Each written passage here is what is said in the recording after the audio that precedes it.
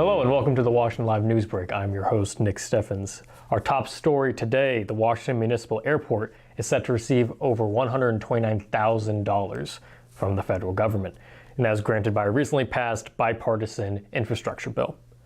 The facility is one of 5 in the state and one of 85 in the nation, according to the U.S. Department of Transportation. The federal grant is marked for the installation of solar panels, which will increase energy efficiency. The project pairs with an initiative to install LED runway lights that the airport continues to build towards. The project totals around $135,000, leaving the remaining expenses to the airport's budget. A clear timeline is not known of as of now, but the airport hopes to begin this fall. The Washington Public Library is kicking off a new Thursday night summer tradition, board game night, and that is from 5 to 7:30 p.m. The board game nights will be held at the same time as the farmer markets nights. Adult Services librarian Tammy Valentine said, quote, "People can come in and get out of the heat if they needed and have a family event. Game night was the perfect thing because it wasn't a structured, time-sensitive program," end quote. Valentine said the program's flexibility would be a key point of appeal to families. Quote, "Because of the farmer's market, there's a lot of activities, a lot of things going on," she said. This way, people can come in when it suits their schedule for the evening, and it allows people that flexibility of what they want their Thursday evening to be. The library will put out its collection of games for the event, covering a wide range of age groups to maximize interest across the age groups from young children to adults. While the new event is, for now, a weekly program, limited to farmers market season, there are hopes to expand it as interest grows. If you have plans to take the family to Lake Darling to cool off from the summer heat, you might have to change your plans. After a brief period of improved E. coli testing results, the Iowa DNR has issued a swimming not recommended advisory at Lake Darling in Brighton after the latest round of tests. The advisory is the lake's second this summer. Lake Darling is not alone when it comes to problems with E. coli. The beach is one of 12 under such E. coli-linked advisories in the state, according to a July 8 report from the Iowa Environmental Council. 3 new barn quilts were hung up in the Kelowna area over the weekend. The installations are part of an effort by the Washington County Barn Quilt Community to repaint some badly deteriorated blocks hung in 2007. New blocks were installed on the north side of the Appliance Barn, the Gingrich Barn, and the Perry Miller Barn. The quilts also served as a preservation incentives for some of the county's oldest structures. If you put a barn quilt on a barn, we hope that it would help preserve the barn, says committee chair Julie Manigold. There's so many barns in the state that are gone, and so we wanted to try and encourage the owners to preserve them. The committee has spent the last several years replacing the deteriorated quilts, which are made of wood and not cloth, with more durable versions using different materials, including paint made of latex and better lumber. Mangold said the community has its eyes on other out-of-shape barn quilts along its Kelowna loop, hoping to replace them in the next 6 to 9 months. The group often receives calls from property owners hoping to get their own barn quilts, while the committee's designated routes have specific requirements like not crossing gravel roads for the sake of tour buses. It does sell directions for people to make their own at the extension office. It is now time for obits. Cheryl Ann Billingsley of New London died Thursday, July 7th at the age of 60. She is survived by her sister, Vicki Daig, Diane Joy, Kathleen Billingsley, and Jill McDowell, and many nieces and nephews. Great nieces and great nephews as well. She was preceded in death by her parents and her son Tyler. Visitations will be from 10 a.m. to 1 p.m. on Tuesday, July 12th at Gibson Bode Funeral Home. Services to celebrate the lives of Cheryl Ann Billingsley and her son Tyler E.L. Billingsley, whom died in California February 9th, will follow the visitation at 1 p.m. Burial will be in the Oak Grove Cemetery. Memorials may be made to the family for the purchase of a headstone. Share memory or condolences at www.gibsonbodefh.com. A services reminder, there will be a service to celebrate the lives of Garth and Harriet Rustin at 11 a.m. Friday, July 15th at the United Presbyterian Church in Washington. The family will be present at the church following services until 2 p.m. to visit with friends. James Gerhart Moeller of Washington, Iowa, passed away July 10th at Mercy Hospital in Iowa City. He was surrounded by his family at the age of 89. He was survived by his wife Eileen, daughter Benita Voss, his son David Moeller, his other son Edward Moeller, and Donald Moeller, and daughter Nancy Bell, as well as 11 grandchildren and 6 great-grandchildren. He is also survived by his brother Robert Moeller, his sister Ruth Ann Taylor, his sister Carol Kolpa, his sister Barbara Nyhouse, and sister-in-law Donna Moeller, as well as many nieces and nephews. James was preceded in death by his parents, one son, Daniel Moeller, in 2017, brother Leroy Moeller, his brother Bernard Moeller, and sister Francine Smith.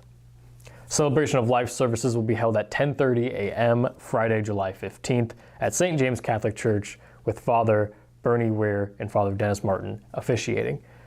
Calling hours will begin 3 p.m. Thursday, July 14th, 2022 at the St. James Catholic Church, where the family will receive friends from 5 p.m. until 7 p.m. The rosary will be recited at 4:30 p.m. Thursday. Interment will take place at the Elm Grove Cemetery in Washington, Iowa. A general memorial has been established. Online condolences may be sent for James's family through the web at www.jonesfh.com. In celebration of the life of John Kessel, there will be a New Orleans Second Line parade into Elm Grove Cemetery. Gather no later than 2:40 p.m. Friday, July 15th at the Washington High School parking lot. Hats and parasols are a tradition, but not required. Feel free to follow the Jones limousine into the cemetery if you don't wish to march. If in inclement weather, we will meet at the gravesite. From there, please proceed to Wooden Wheel Vineyards, 1179 Highway 92, Keota, Iowa. There will be time to remember John with a memory, eat delicious food by Dodici's, drink and enjoy the music of Christopher's Very Happy Band, followed by a jam. So bring your axe. Remembering John will be something we will all do along this path of life, but sharing time with others who love him is priceless. If you loved John, please come. Donald Butch K. Stanley of rural Mount Pleasant passed away on Wednesday, July 6th at his home. He was 79 years old. He was survived by his children, Terrence Stanley, Joni Mendoza, and his ex-wife, Jocinda, all of Mount Pleasant, as well as four grandchildren.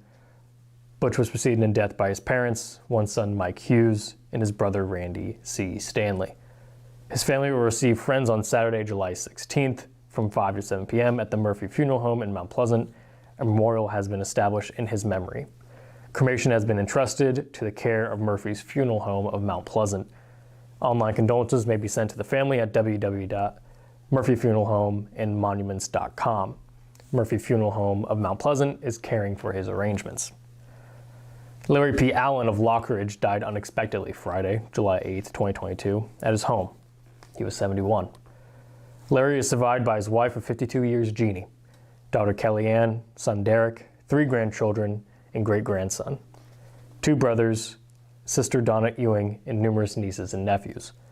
He was preceded in death by his parents, siblings Joanne Irvin, Joy Ritter, William Robert Billy Allen, and an infant sister, Sherry K. Allen.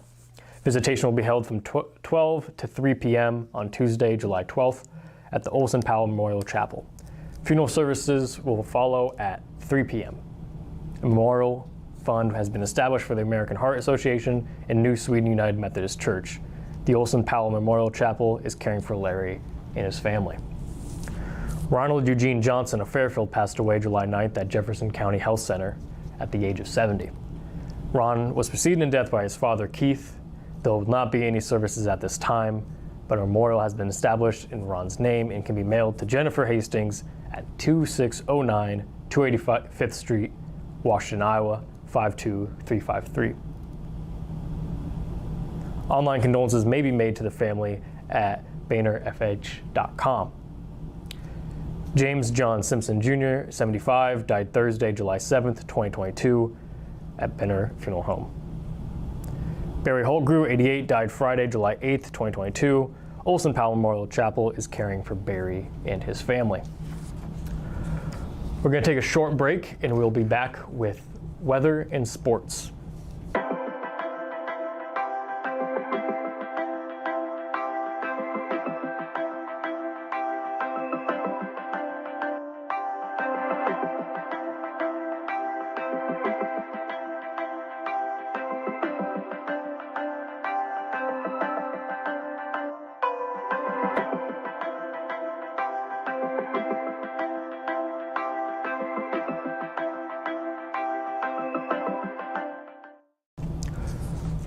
Welcome back to the News Break. I'm your host, Nick Steffens. It is time for the weather. It is currently 84 degrees and sunny. It is fairly windy out with winds from the west by northwest at 12 miles an hour. This evening, temperatures will drop down to 69 degrees and the skies will remain clear. Overnight, it will drop down to 64 degrees but be humid. Tomorrow, it will remain sunny with a high of 88 degrees. And the UV index will be 9 out of 10, so keep the sunscreen handy if you're going to be outside. At night, it will drop down to 65 degrees and there will be a full moon. So make sure you go outside and take that in. Looking farther into the week, the skies will not be as clear starting Thursday. Temperatures will remain in the mid to high 80s with the temperatures dropping down into the high 60s overnight, providing our AC units with some much needed rest. Friday, there's a chance of scattered thunderstorms throughout the day with a high of 87. Winds will pick up with speeds up to 15 miles an hour. The rest of the weekend will be drier, but there'll be stray showers here and there on Saturday. There's a low chance of rain on Sunday, and the high will be 86 degrees. At night, the sky will clear off and it will be 67 degrees, and starting next week with some sun on Monday. Now let's move on to sports. Mid-Prairie Baseball needs one more win to make it to the state tournament. If they do, it'll be the second time in the last 3 years. The Golden Hawks are 17-10, and they are set to battle with number 6 West Marshall, who is 28-8 on Tuesday in Solon. It's been an eventful season for the Golden Hawks baseball. During the regular season, Mid-Prairie reached as high as number 4 in the Class 2A rankings. Mid-Prairie now sits unranked in the postseason after a tough regular season schedule. Heading into Tuesday's contest, the Golden Hawks have won four straight, that is, which includes a pair of postseason victories over a seasoned Cardinals squad 4-0 and a dominant 15-3 win over Van Buren County in the district semifinal. Most likely to lead the Golden Hawks from the hill will be sophomore standout and Iowa commit Carson Grout. Grout has been stellar on the mound this season, allowing just 10 runs, 9 of which were earned, and 14 hits on 92 batters faced. Out of those 92 batters, he has 41 strikeouts. Against Grout, batters have a batting average of just .152. From the plate, Grout leads with an average of .384. He was one of the 3 Golden Knights that bat over .350. Kane Brown has an average of .373, while Bean bats .353.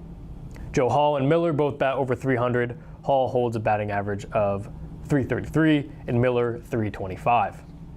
West Marshall has cruised through the postseason thus far. The Trojans defeated Union Community 6-1 in their opening game and followed it up with a 13-0 win over Williamsburg in the semifinals. The Trojans have some dominant pitching on the side as well. Sophomore Owen Siegert leads West Marshall from the mound with an ERA of just .60. He's faced 167 batters on the season.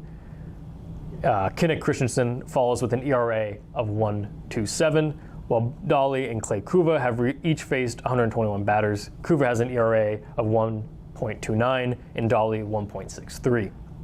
With the bat, Parker Reese leads the Trojans with an average of .410. Christensen follows with an average of .394. The winner of Tuesday's game will earn a spot in the Class 2A state tournament in Carroll on Monday, July 18th. Now let's move into soccer. The 2022 SEC Boys All-Conference team was recently announced, and Washington led the Union area teams with the most all-conference selections, at a total of 4. Demons had an all-around great season. They finished with an overall record of 12-5 and a conference record of 7-3, which was good enough for second in the league.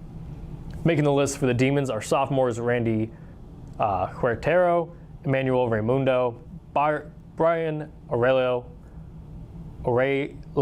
and junior Freddie Aguilar.